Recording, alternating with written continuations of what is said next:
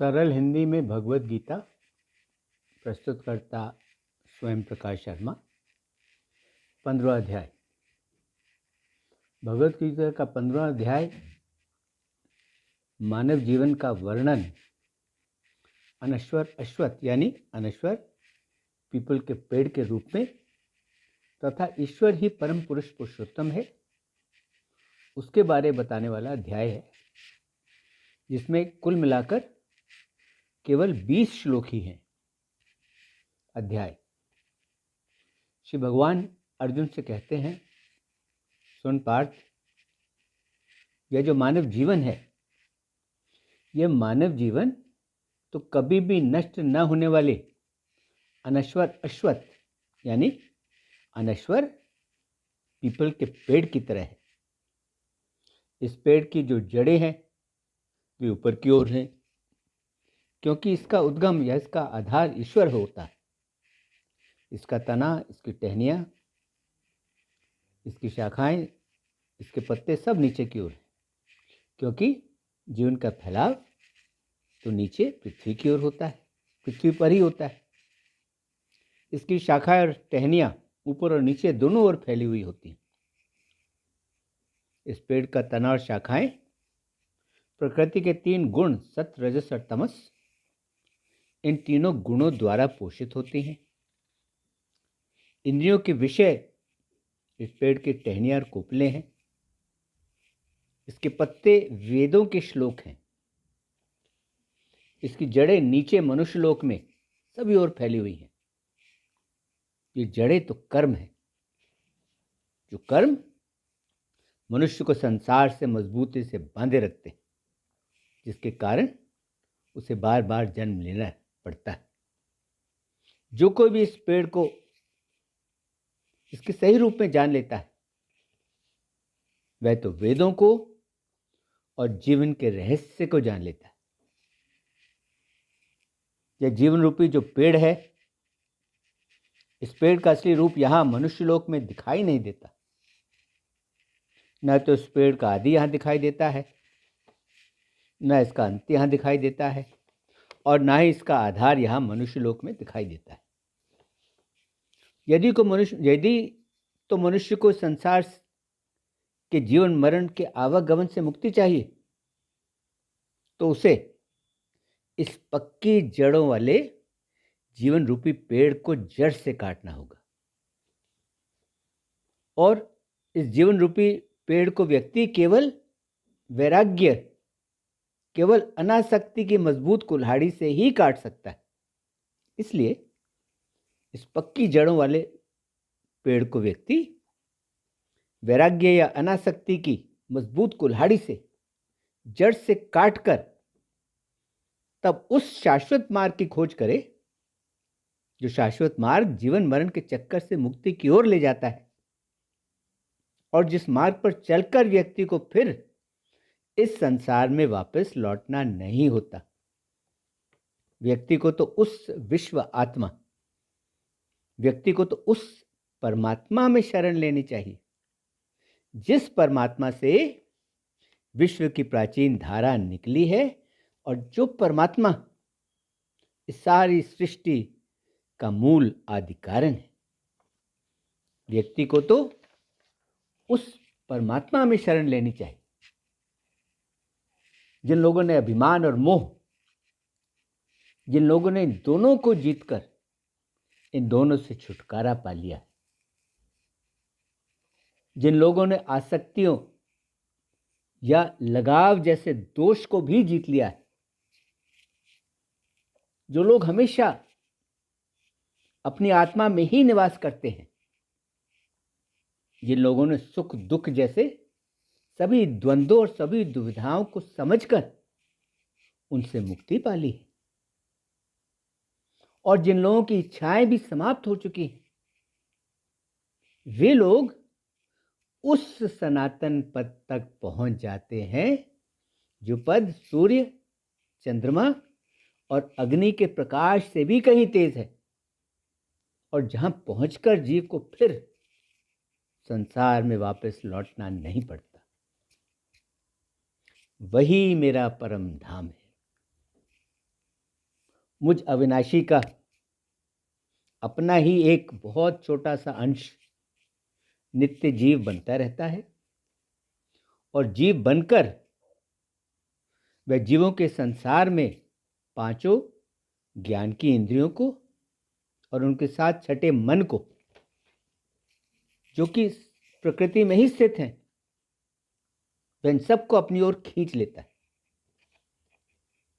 जब ईश्वर शरीर धारण करता है और जब ईश्वर शरीर को छोड़ता है,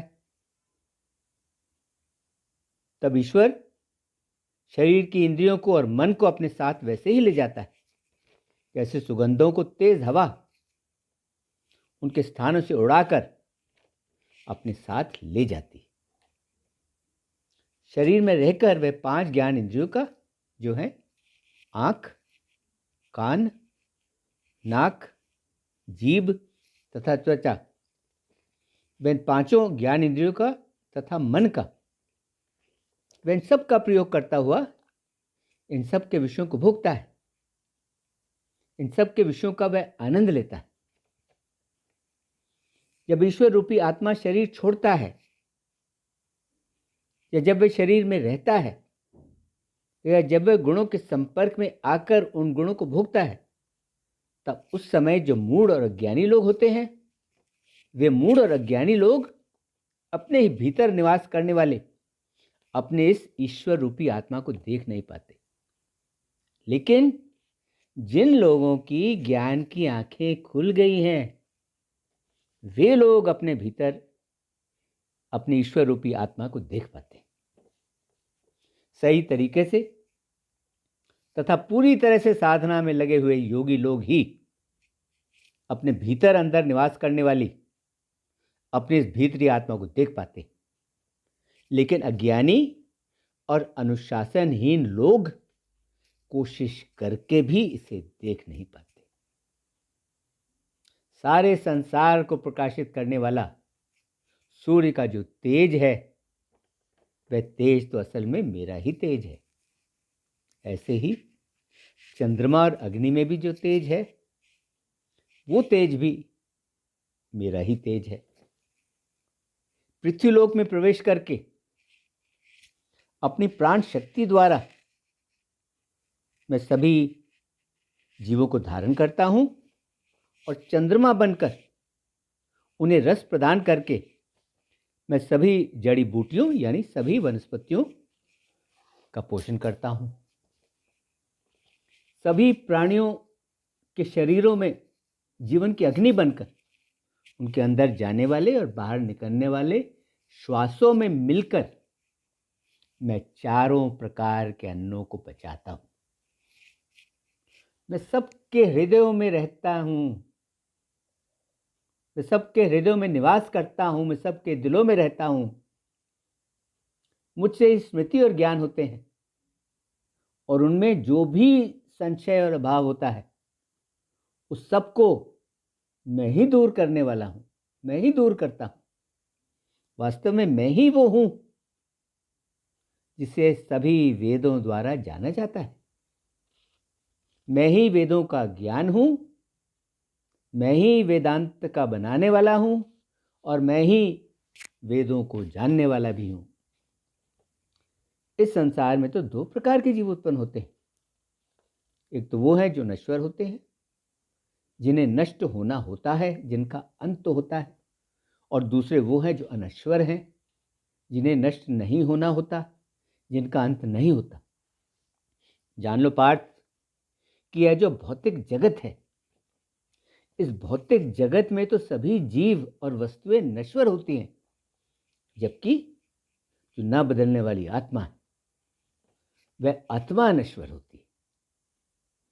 लेकिन इन दोनों, नश्वर और अनश्वर, इन दोनों से भी ऊपर और श्रेष्ठ एक और सर्वोत्तम आत्मा है, जिसे परमात्मा कहते हैं। वही परम आत्मा अमर ईश्वर के रूप में तीनों लोकों में प्रवेश करता है और तीनों लोकों में प्रवेश करके वह तीनों लोकों का भरण पोषण भी करता है। और क्योंकि मैं तो दोनों नश्वर और अनश्वर, क्योंकि मैं तो दोनों से कहीं ऊपर हूं और क्योंकि मैं तो सर्वश्रेष्ठ भी हूं, इसलिए इस संसार में मैं ही पुरुषोत्तम माना जाता हूं और मैं ही पुरुषोत्तम कहलाता हूं।